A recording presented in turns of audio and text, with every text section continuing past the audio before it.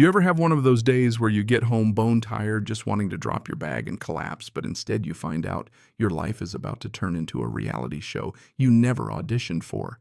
Because that's exactly what happened the day I learned I had 1 hour, just 60 minutes to rip out my grandfather's old mailbox or face fines in a lawsuit from an HOA I didn't even know had me on their radar. And let me tell you, it wasn't just any mailbox. This was a hand-carved, weather-beaten symbol of 3 generations worth of stubborn Texas pride. My family's name, Whitmore Ranch, 1924, branded right into the cedar, same way my great-granddad wrote it with his own hands. So I'm standing there, not even done replanting the fence line, when Karen, the president of the Cypress Creek HOA, shows up with a camera crew and 3 folks in matching polos like she's got her own SWAT team. Not up to neighborhood design standards, she declares, waving some bright pink notice like she's delivering a verdict. Now, I grew up here 100 acres of scrubby Texas hill country, passed down to me right after Grandpa Joe's funeral. Still not used to the idea that all this land was now mine, still half expecting to hear his boots on the porch, see him grinning in that old rocking chair telling me how a Whitmore always checks the mail at 4:30 sharp. Yeah, it's weird the stuff that sticks. Anyway, I watch Karen's SUV convoy roll up, Black Windows official looking like they're about to raid a cartel, not bother a tired guy about a mailbox. And out she gets, Margaret Thornfield, immaculate suit hair, like a silver helmet strutting with a leather folder thick enough to choke a horse. She reads off violations, materials, color, size, placement, you name it. Doesn't care the mailbox has stood here longer than most of the houses in the county. Then she drops the hammer. You've got 1 hour to remove it, or you're fined $500 a day, and we'll sue. The camera's rolling the whole time, some HOA live stream for transparency, and I realize this is all a show meant to shame me into compliance. But see, I learned a few things from Grandpa Joe. Never let a bully see you sweat. Always ask questions and remember that history matters. So I keep my cool. Ma'am, this mailbox predates your HOA. It's been here since 1924. My great-grandfather put it in. There's no way it's in violation of something that didn't exist. She just smiles, lips tight, eyes cold, and says, property ownership comes with community responsibilities. You inherited the land, you inherit the rules. I spot the red camera light as she gets her best angle. But something about her is too prepared, too personal, like she's been waiting for this. She mutters, same stubborn streak as the old man, and that's when it hits me. This isn't about compliance. This is a power play. I don't sleep that night. Next morning, I'm banging on Tom Rodriguez's law office door before sunrise. Tom's more than a lawyer. He's been Grandpa's friend for 30 years, seen more handshake deals than some folks see lawsuits. He listens, then heads for a locked cabinet and comes back with a file marked Whitmore Defense open only upon challenge. Inside Federal Postal Regulations Agency letters, and get this, a formal federal easement dated March 15, 1924, signed by the Postmaster General himself. My jaw about hits the floor. Tom grins for the first time all morning. Jake, this isn't just a mailbox. It's a federally protected rural mail distribution point. You've got rights that trump any local HOA rule. He shows me a letter from Grandpa Joe, written before he passed, son. This fight's not about a mailbox. It's about standing up for everyone who can't stand up for themselves. So I head straight to the post office. Betty Clearwater Mail Carrier, since Jimmy Carter was president, takes one look at my paperwork and lights up. Well, I'll be. Your mailbox isn't just a box, it's a branch. Federal law protects it same as downtown. I barely have time to process before my phone buzzes. Reconsidered, yet unknown number, but I know it's Margaret. Later that day, she comes back. Not in a power suit, but a cardigan carrying cookies, all neighborly concern. She wants to find common ground, but I spot the outline of a recorder in her pocket. This isn't a peace offering. She's fishing for anything she can use. I keep my answers vague, insist on a formal meeting, and watch her drive away. Mask slipping just enough to see the cold calculation underneath. It's a game, and now I know the rules.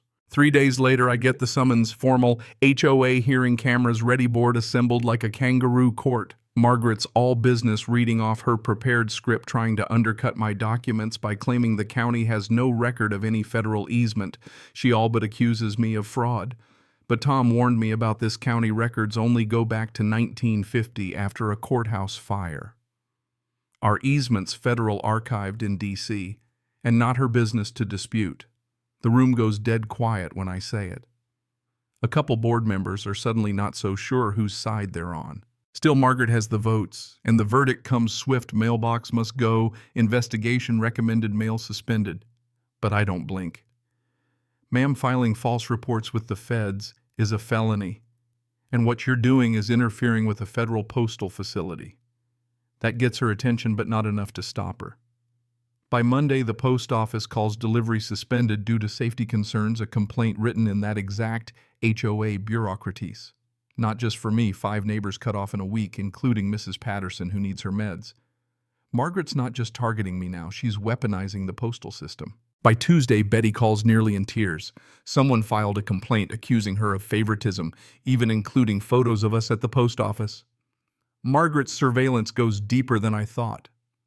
Tom starts digging into the HOA's last election and finds it was a farce. Less than a quarter of residents voted. Half didn't even know there was an election, and the bylaws were violated left and right.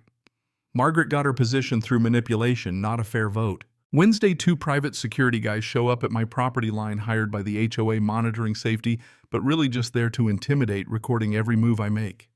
That night, I sit on the porch wondering if maybe Margaret's winning, maybe I should just sell, move back to the city. But then a letter arrives, U.S. Postal Inspection Service launching a federal investigation into the complaints. The cavalry's coming and not a moment too soon. Thursday, Deputy Marshal Frank Stone and Agent Diana Walsh show up. Stone's all business, but you can tell this one's personal for him. We've seen a pattern, he tells me. Margaret Thornfield's been doing this for years, targeting rural families, filing false safety complaints, getting them to sell. Walsh lays out a timeline, 23 families, 4 counties, 3 years, all with the same tactics. She calls it cultural cleansing disguised as community standards. I'm stunned, but also relieved this isn't just my fight anymore. That night, a reporter calls Sarah Chin from the Austin American-Statesman. She's been following the story, digging up Margaret's past, and drops a bombshell. Margaret's crusade started after her son was killed in a rural car accident. Now she's on a personal vendetta, trying to wipe out everything rural she blames for her loss. I get it, I really do, but it doesn't excuse what she's done. Friday morning, the news vans show up. Margaret pulls up in a Mercedes, looking rattled, carrying a manila envelope, hair a mess, like she hasn't slept in days. She tries to plead with me, desperate to cut a deal, but then Stone and Walsh arrive, federal warrant in hand. The news cameras catch everything as Margaret melts down, screaming about dangerous country people and how we're a threat to civilization.